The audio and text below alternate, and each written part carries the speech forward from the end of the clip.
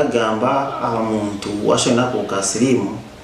okuwa kubasa kuturaho nako kandi ukagumana n'amagara mu gukora imirimo yawe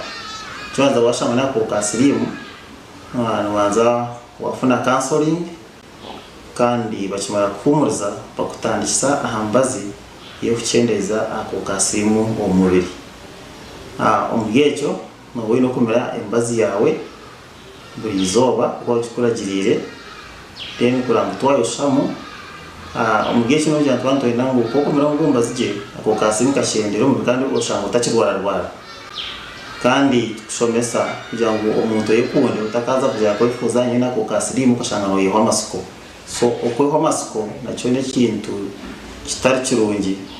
washobora nako kasirimu reka kweho amasuko kuba kugira ngo n'umuntu no nako kasirimu naza n'abantu mbafomera ingo myinge gideji kandi mbazirho so kwitanguze kwera kero byashobora nako kasirimu kikuno kora ngo bafuna buhabuzi ukora yawe nako kandi ukaguma wena magara mu bije kwebera eka yawe kandi ukaguma namwe yawe ukora